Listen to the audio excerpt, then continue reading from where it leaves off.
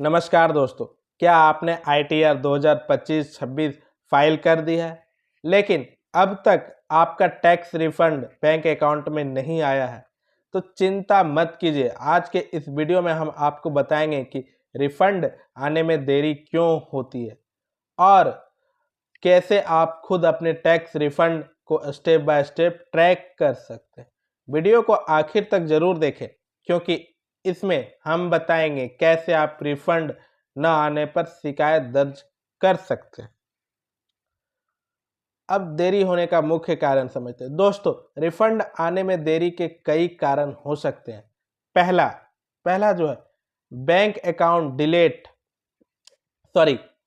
Account detail गलत होने या प्री वैलिडेशन न होने के कारण। अगर आपने ITR में गलत अकाउंट नंबर या IFSC डाला है तो रिफंड वहीं अटक सकता है। इनकम टैक्स पोर्टल पर प्री वैलिडेट बैंक अकाउंट जरूर करें। अब दूसरा समझते हैं, फॉर्म 26AS या AIS में मिसमैच होना। कई बार आपके एम्प्लॉयर या डिडक्टर ने जो TDS जमा किया है वो 26AS में अपडेट नहीं हुआ होता है, समझ पा रहे हैं, जिससे रिफंड प्रोसेस रुक जाता है। तो इस बातों का भी ध्यान रखना है। तीसरा समझते हैं, ITR वेरिफिकेशन पेंडिंग होना। ई वेरिफिकेशन के बाद ही प्रोसेस शुरू होता है। ठीक है, जो अगर आपने ITR फाइल किया है लेकिन ई वेरीफाई नहीं किया है तो रिफंड नहीं मिलेगा। ई वेरिफिकेशन के बाद ही प्रोसेस शुरू होता है, इसलिए आपने ई वेरिफिकेशन अब तक नहीं किया है तो जाके जल्दी से ई वेरिफिकेशन कर लीजिए। चौथा समझते, CPC द्वारा सिक्योरिटी या डिटेल चेक लगाना। ठीक है, अगर कोई डेटा मिसमैच हो तो CPC यानी सेंट्रल प्रोसेसिंग सेंटर आपकी फाइल को रिव्यू के लिए रोक सकता है।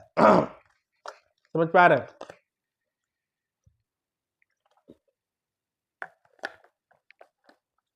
अब समझते हैं पांचवा, बैंक प्रोसेसिंग डिले।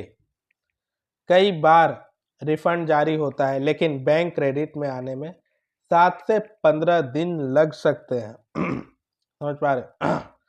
अब जानते हैं कि आप खुद कैसे अपना रिफंड का स्टेटस चेक कर सकते हो। जो पहला स्टेप है, ध्यान से सुनिएगा। सबसे पहले जाना है आपको www.incometax.gov.in पर। मैं इसका लिंक डिस्क्रिप्शन में भी डाल दूंगा। लॉगिन करना है उसके बाद। ठीक है, अपना पैन ID और पासवर्ड डालना। स्टेप 2, होम पर जाना है, e file, income tax return, view failed return पर क्लिक करना है। ठीक है, तीसरा, असाइनमेंट ईयर 2025-26 चुनना है आपको। यहाँ आपको दिखाई देगा स्टेटस, अगर लिखा है प्रोसीड विथ रिफंड इशूड तो मतलब रिफंड निकल चुका है। स्टेप 4, अगर आप बिना लॉगिन के देखना चाहते हैं तो नो योर रिफंड स्टेटस या NSDL रिफंड स्टेटस लिंक पर जाएं और अपना पैन प्लस असेसमेंट ईयर डालें। वहां लिखा मिलेगा रिफंड पेड, रिफंड फेल्ड या रिफंड नॉट डिटरमाइंड एट, ऐसा कुछ लिखा रहेगा। तो इससे आपको पता चल जाए आपका क्या स्टेटस है। ठीक है, अगर रिफंड जारी हो चुका है पर बैंक में नहीं आया है तो क्या करना है। अगर पोर्टल पर दिख रहा है रिफंड पेड लेकिन पैसा अकाउंट में नहीं आया है तो सबसे पहला अपना बैंक स्टेटस चेक करना है। अगर पैसा वापस चला गया है तो रिफंड रीइशू रिक्वेस्ट करना है। ई फाइलिंग पोर्टल पर सर्विस रिफंड रीइशू में जाना है, सही बैंक अकाउंट चुनना है और सबमिट करना है। समझ पा रहे हैं? अगर आपने सारे स्टेप कर लिए हैं फिर भी रिफंड नहीं मिला तो क्या करना है। नंबर 1, ई फाइलिंग पोर्टल पर हेल्प ग्रीवियंस सबमिट ग्रीवियंस पर जाएं। ठीक है, दूसरा, कैटेगरी में रिफंड रिलेटेड इशू चुनें और अपनी डिटेल भरें। तीसरा, कुछ दिनों में CPC टीम का जवाब आएगा। ठीक है, हमेशा ITR समय पर ही वेरीफाई करना है आपको।